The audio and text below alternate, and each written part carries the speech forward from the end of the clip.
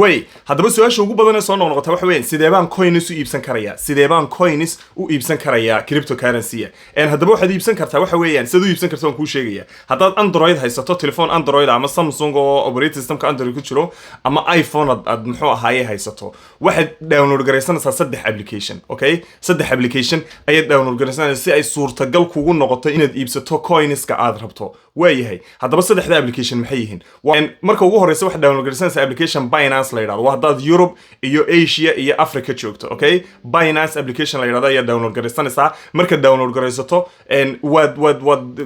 diiwaan gelinaysaa bank account-kaaga aad ku xidhaysaa ID buu ku weydiinaya intaa markaad samayso waa meesha lacagta laga iibsado okay Binance weeyaan taasi haddii aad muxuu ahaayay Mareykan iyo North America joogtana waxa download garsanaysa application la yiraahdo Coinbase oo isagana sidoo kale bank-kaaga aad ku xidhaysaa identity-gaaga aad gelinaysaa information-kaaga dabadeedna gelinaysaa waa isdiiwaan gelinaysaa waayahay labadoodaba haddaad iPhone haysato iyo haddaad Android haysataba labadoodaba way ku shaqeynayaan oo muxuu ahaa kad u baahan tahay oo ku shaqeynaya okay application labaad la soo degaysa waa application la yiraahdo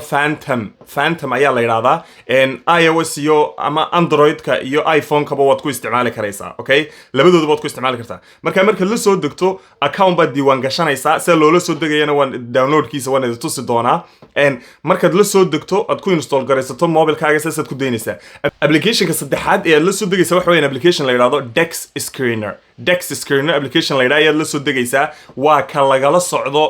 coinska mar walba trending-ka ah ee socda ee aadka waxa waarooda u dheereynayo halkaas ayaanad kala soconaysaa okay waxa kadaba saddexdan application sidee baad u isticmaalaysaa su'aashu waa taa sidee baad u isticmaalaysaa marka koobaad application kan aynu nidhi Binance baa la yiraahdaa ama Coinbase waa laba application oo isku shaqay qabtaan horta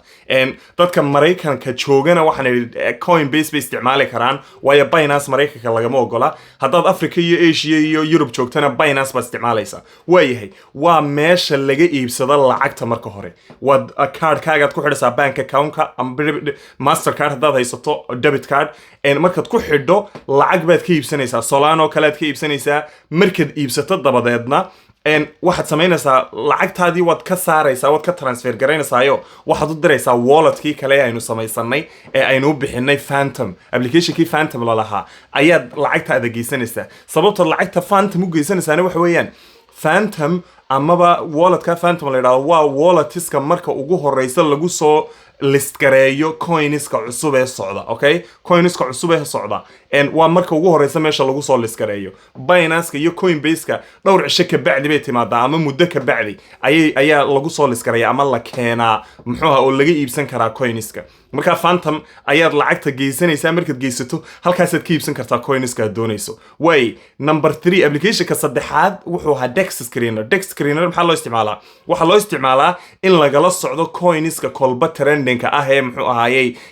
suuqoodu fiican yahay aad iibsan karto ee kor u socda ee mar walba top 10 ka adeegaysa iyo volume-ka iyo siday wax u socdaan markaad ka aragto ayaad halkaa ka iibsanaysaa oo muxuu ahaayay taa ku go'aan qaadanaysaa haddaba su'aasha kale meesha taale waxa weeyaan sidee baad ku ogaanaysaa coinska aad iibsanayso iyo waxa kolba trending-ka ah waxaad ku ogaanaysaa waa inaad the channels badan la socoto waa inaad Twitter-ka la socoto account-nada muhiimka ah dadka TikTok crypto-da promote gareeya waa inaad YouTube-ka kala socoto waa inaad muxuu ahaayay mar walba isku daydo inaad channel walba oo crypto lagaga hadlayo macquula oo aad eegto oo waliba la hubo oo verified ah oo muxuu ahaa lagu kalsoonaan karo waa inaad eegto waxyaabo mar walbana waa inaad very careful ahaato oo iska ilaaliso scamska iyo beenta